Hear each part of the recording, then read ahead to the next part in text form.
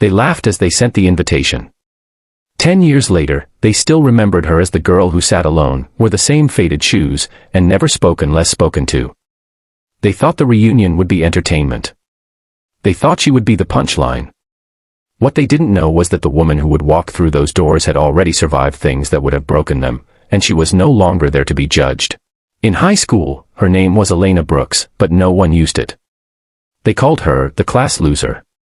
She was the quiet girl who always sat in the back, head down, scribbling in notebooks while others whispered, laughed, and pointed. Her clothes were old, her lunches were small, and sometimes she didn't eat at all. Teachers assumed she was shy. Students assumed she was weak. No one bothered to ask why she worked late nights, why she looked exhausted, or why she flinched when voices grew loud. At home, Elena was raising her 2 younger brothers while her mother battled illness and medical bills swallowed every dollar. School wasn't her priority, survival was. But cruelty doesn't care about context. They mocked her presentations, hid her backpack, laughed when she failed exams because she fell asleep in class. Even at graduation, someone yelled, "Good luck flipping burgers," and the crowd laughed. Elena smiled politely, because smiling was safer than crying. Then she disappeared. No social media presence. No updates. No success posts. For 10 years, Elena became a mystery, until the reunion planning committee found her email. The message wasn't kind. It was polite on the surface, but beneath it was something ugly.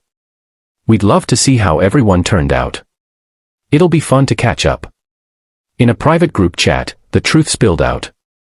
"Can you imagine what she's doing now? She'll probably show up alone. This reunion needs some comedy." When Elena opened the email, she stared at it for a long time. Her first instinct was to delete it. Old memories rushed back, lockers slamming, laughter echoing, the feeling of being invisible. But then she looked around her small office, at the framed photos on the wall, not trophies, not luxury, but moments of survival, growth, and resilience. She whispered to herself, "I'm not that girl anymore." And she clicked accept. The reunion hall buzzed with loud voices, flashy outfits, and forced confidence.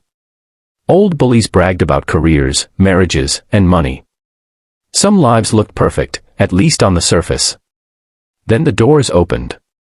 Elena walked in slowly, confidently, wearing a simple but elegant dress. No designer labels. No flashy jewelry. Just calm strength in her posture and peace in her eyes. She didn't scan the room nervously. She didn't shrink. She stood tall. Whispers started immediately. "Is that her? She looks different." "Wait, Elena." Someone laughed awkwardly and raised a glass. "Well, look who finally made it." Elena smiled, not the nervous smile from years ago, but a genuine one. She greeted people kindly, even those who once hurt her. That kindness confused them more than anger ever could. Then came the speeches. One of the organizers took the microphone, joking about where life took everyone. Then he looked at Elena. "So, Elena, what do you do these days?" The room leaned in. This was the moment they'd been waiting for. Elena stepped forward, took the microphone, and paused. Her voice was calm. "I used to think success meant proving people wrong," she said. "But life taught me something better."